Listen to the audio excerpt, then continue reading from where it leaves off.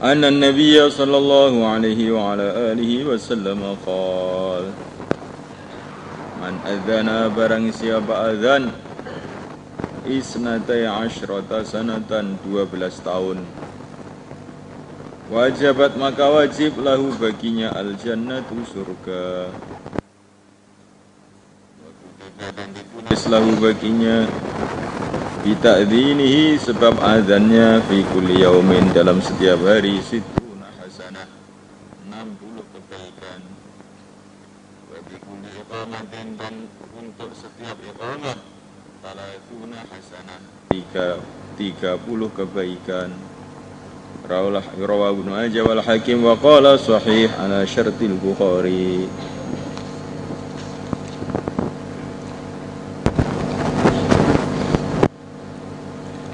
Wa kharaja Ibnu Majah wa Tirmidzi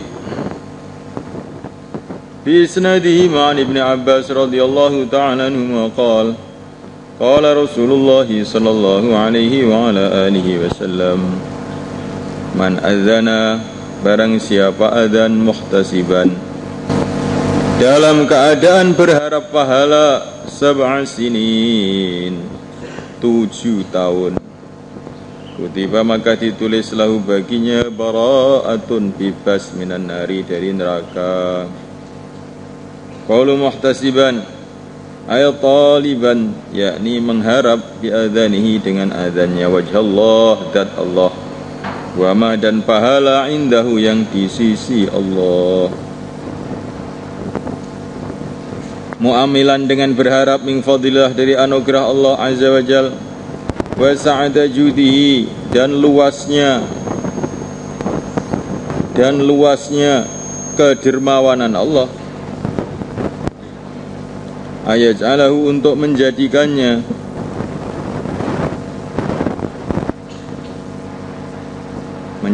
adzannya itu ayaj'alahu untuk menjadikan adzannya itu mimma dari amalan yuhasibuhu yang Allah akan menghitungnya bi thawabihi dengan pahalanya yaumal qiyamati pada hari kiamat. Ayat taliban yakni mencari biadani dengan adzan yang wajah Allah zat Allah wa ma dan pahala indahu yang di sisi Allah. Muammilan dengan berharap min fadilah dari anugerah Allah azza wa jalla wa sa'ata judihi dan keluasan kedermawanan Allah ayaj'alahu agar Allah menjadikannya mimma termasuk amalan yuhasibuhu yang Allah akan menghisapnya bi thawabi dengan pahalanya yaumal qiyamati pada hari kiamat. Qad a'adahu sungguh Allah telah menyediakan amal tersebut zuhran sebagai simpanan lahu bagi orang tadi yauma faqatihi pada hari kemelaratannya wa inda hajati dan ketika hajatnya ilal jazai kepada pahala.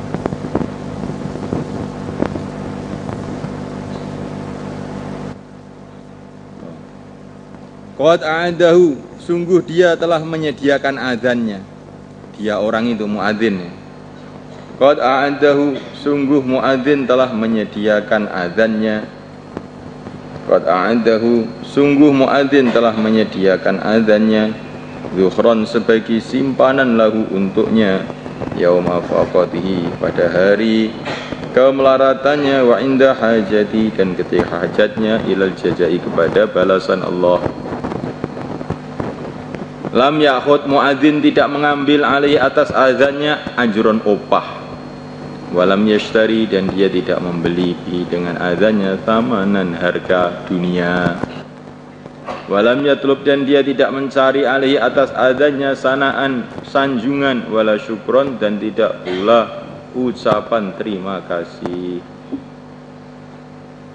Qad akhlasa sungguh dia telah mengikhlaskan fihi dalam azan niyatahu niatnya wa sahaha dan dia telah mensahihkan azimatahu kesungguhannya uthuqan karena percaya billahi dengan Allah wa rasulihi dan utusan Allah fima di dalam perkara wa'ada yang Allah telah berjanji bihi dengannya min husni jazai, yaitu baiknya balasan, wa azimi thawab, dan besarnya pahala. Ini semua tafsir bagi muhtasibah. Jadi muhtasibah itu maksudnya mencari ridho Allah, mencari pahala dari Allah. Adanya betul-betul ikhlas semata-mata untuk Allah. Dia tidak ingin mendapatkan upah, tidak ingin mendapatkan sanjungan, tidak pula ingin mendapatkan ucapan terima kasih dari manusia. Hanya semata-mata mencari ridho Allah dan berharap kepada pahala Allah. Adanya telah dia siapkan sebagai simpanan untuk hari dia sangat hajat, yaitu pada hari kiamat. Adanya betul-betul ikhlas karena Allah, karena percaya dengan janji Allah dan Rasulnya, yaitu pahala yang besar dan balasan yang baik. Ini ihtisab itu syarat bagi setiap amal. Man qama ramadhana imanan wa ihtisaba. Jadi kita ini di dalam setiap amal itu harus ada sifat ihtisab. Semata-mata berharap kepada ridha Allah, semata-mata berharap pahala Allah, semata-mata menyiapkan amalannya untuk persiapan akhirat. Tidak ingin balasan apapun di dunia ini dari manusia.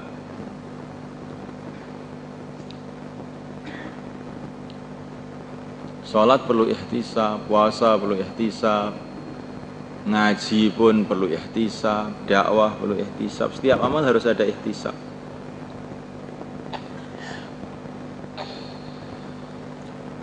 Waqad rawa Abu Dawud wa Tirmidzi wa hasanahu min hadis Utsman bin Abi al-As radhiyallahu ta'ala anhu qala inna min akhiri ma, sesungguhnya di antara akhirnya perkara, ahida yang berpesan, ilayya kepada aku Rasulullah sallallahu alaihi wasallam, an bahwasanya ittakhid, jadikanlah muadzinan muadzin, la ya'khudhu yang dia tidak mengambil ala adzani atas adzannya ajron upah. Jadi ambillah muadzin yang tidak minta upah maksudnya.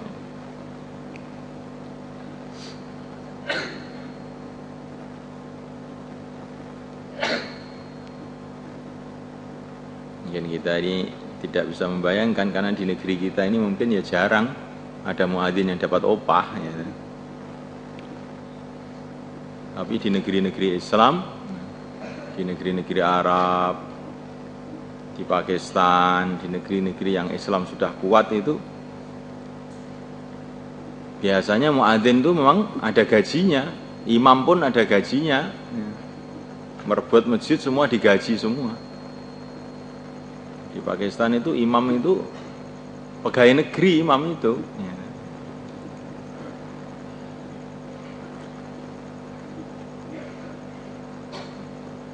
Juga di Saudi juga begitu, digaji oleh pemerintah.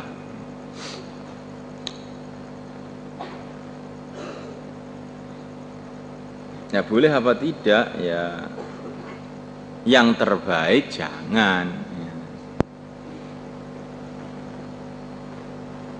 Kalau masalah boleh atau tidak ini ya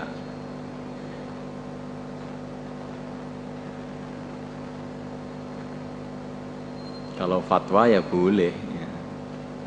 Tetapi yang terbaik jangan.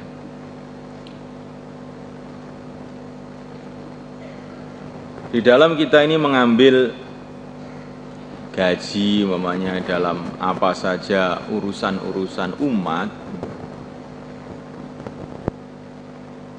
ini ada dua orang dalam mengambil gaji. Ada orang yang mengajar agama karena ingin mendapatkan gaji.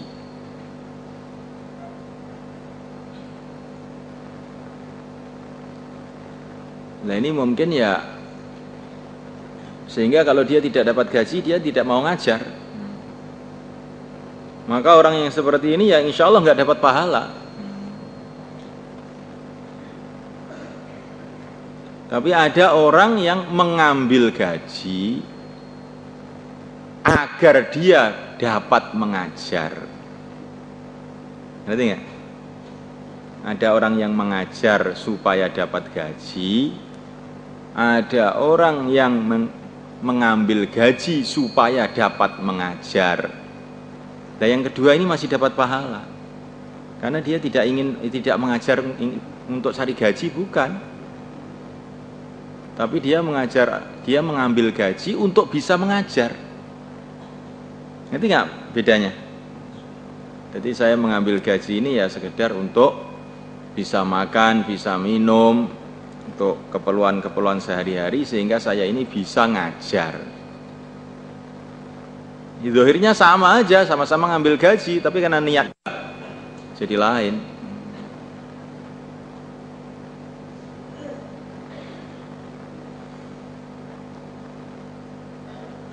Sholatnya sama, puasanya sama, niatnya berbeda, nilainya lain.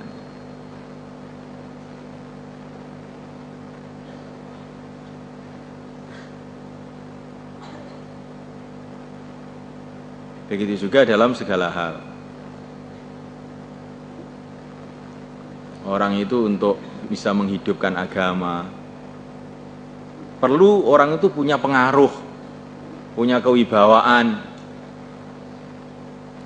supaya agama itu bisa diamalkan, ya enggak?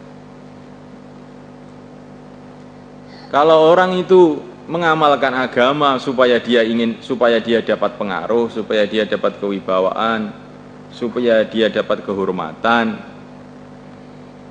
Nah ini ya namanya ini riya, ya kan? Inilah namanya tidak ikhlas. Justru amalannya semua akan jadi malapetaka buat dia.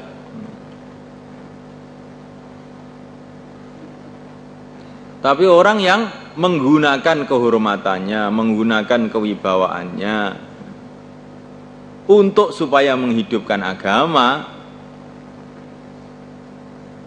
nah ini nggak apa-apa. Ini justru satu kebaikan, seperti Nabi Sulaiman minta kerajaan. Maksudnya itu adalah supaya dengan kerajaan itu beliau bisa berjuang, memudahkan perjuangan beliau.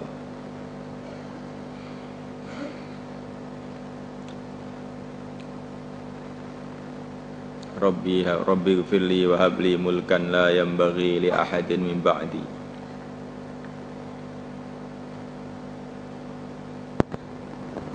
Tapi Nabi Sulaiman itu ingin mendapatkan kerajaan bukan dengan cara politik, tapi dengan cara doa.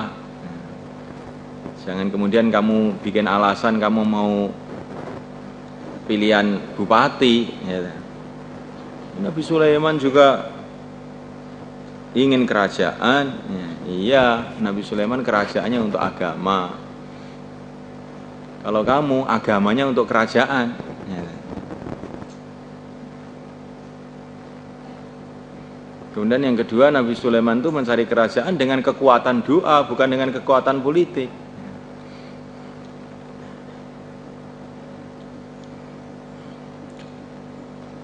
Tapi Rasulullah SAW dikasih bimbingan oleh Allah, ditawari kerajaan tidak mau. Jadi kalau Nabi Sulaiman minta kerajaan, tapi kalau Rasulullah itu dikasih kerajaan malah tidak mau. Ini aneh. Nah ini bagaimana ya? Kedua-duanya benar, semua nabi ya, maksum semua, ya. Tapi baginda Muhammad SAW itu ingin memberikan contoh kepada kita ini, tanpa kerajaan itu pun bisa memperjuangkan agama, tanpa kerajaan itu pun bisa menyebarkan agama. Karena Nabi itu Nabi terakhir, baginda Muhammad SAW itu Nabi terakhir.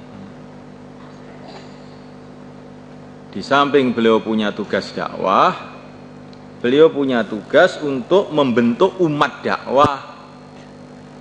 Umat yang semuanya dakwah. Nah, kalau seumpama Nabi itu menerima jabatan sebagai raja, nanti jadi alasan, Nabi dulu jadi raja bisa dakwah, saya ini enggak jadi raja, lurah pun tidak, bagaimana saya bisa dakwah, bisa memperjuangkan agama? Maka baginda Nabi memberi contoh kepada seluruh umat. Tanpa kerajaan, tanpa harta, tanpa apa-apa, bisa menghidupkan agama itu dengan nusratullah.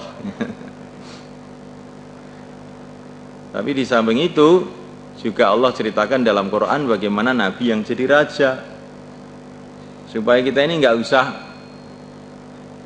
musuhan sama orang-orang politik lah, biarin lah kamu ingin jadi raja, ingin jadi menteri, ingin jadi bupati, ya terserah kamu. Itu bukan masalah bagi saya. Masalahnya itu kamu itu harus keluar 4 bulan itu aja sudah. Kita tidak ingin jadi raja, tidak ingin jadi menteri, tapi ingin semua menteri keluar 4 bulan. Sudah begitu aja.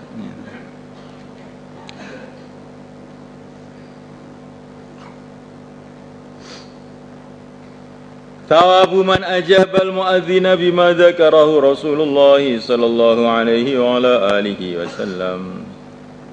An Umar bin Al-Khattab radhiyallahu ta'ala anhu. Kalau muadzin ini hanya satu orang setiap masjid, tapi kalau menjawab azan semua orang kan. Pahala orang ajaba yang dia menjawab al-muadzina, muadzin, bima dengan perkara dzakarahu yang telah menyebutkannya Rasulullah sallallahu alaihi wa ala alihi wasallam. An Umar bin Al-Khattab radhiyallahu ta'ala anhu qala Rasulullah sallallahu alaihi wa ala alihi wasallam, idza qala al-muadzin, bila berkata muadzin Allahu akbar, Allahu akbar, faqala ahadukum, maka berkata salah satu di antara kamu, Allahu akbar, Allahu akbar. Tsumma qala, kemudian muadzin mengatakan, asyhadu an la ilaha illallah. Qala, maka salah satu di antara kamu mengatakan, asyhadu an la ilaha illallah. Tsumma qala, kemudian berkata muadzin, asyhadu anna Muhammadar Rasulullah. Qala, maka salah satu di antara kamu mengatakan, asyhadu anna Muhammadar Rasulullah. Tsumma qala, kemudian berkata muadzin, hayya 'alas shalah, mari salat. Mari, kemari, kemari bukan mari, kemarilah untuk salat, bukan mari, kemari. Kemari kamu tuh kesini gitu loh, hayya itu maknanya. Jadi maknanya hayya 'alas shalah itu kamu semua berkumpul di sini untuk sholat jamaah, maksudnya begitu. Bukan mari sholat di rumah kamu masing-masing, bukan. Jadi hayya itu maknanya kemari, bukan mari. Kemarilah, kemarilah, datanglah kemari. Hayya 'alas shalah. Kalau sudah ditaskil hayya 'alas shalah, jawabnya la haula wala quwwata illa billah. Tidak ada usaha, tidak ada kekuatan kecuali dengan pertolongan Allah. Jadi kalau orang itu diajak kepada kebaikan, jawabnya la haula wala quwwata illa billah. Maknanya saya niat dengan mohon pertolongan kepada Allah, karena tidak ada usaha, tidak ada kekuatan tanpa pertolongan Allah. Maknanya begitu. Tsumma qala, kemudian dia mengatakan hayya 'alal falah. Kemarilah untuk mendapatkan kemenangan yang sebenarnya. Kemenangan yang sebenarnya itu apa? Ya salat itu. Kemenangan yang sebenarnya itu apa? Pahala Allah. Kemenangan yang sebenarnya itu apa? Kemuliaan akhirat. Qala, maka salah satu di antara kamu mengatakan la haula wala quwwata illa billah. Tsumma qala, kemudian muadzin mengatakan Allahu Akbar, Allahu Akbar. Qala, maka salah satu di antara kamu mengatakan Allahu Akbar, Allahu Akbar. Tsumma qala, kemudian muadzin mengatakan la ilaha illallah. Qala, maka salah satu di antara kamu mengatakan la ilaha illallah min qalbihi, dari lubuk hati, dakhalal jannah, maka dia masuk surga. Rawahu Muslim. Masya Allah. Alangkah mudahnya masuk surga.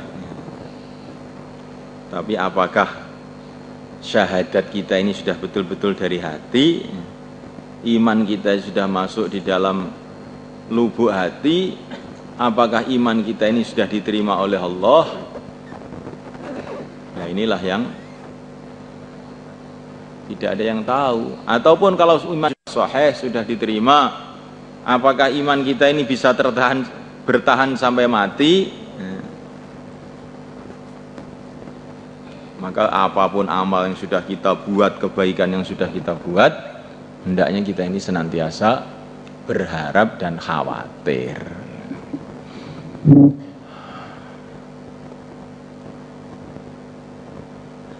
Alangkah indahnya ini agama Allah. Semua dapat kesempatan. Muadzin dapat kesempatan, imam dapat kebaikan, yang jawab azan pun dapat kebaikan juga. Semua dapat surga, ya kan? Yang makmum pun dapat kebaikan juga.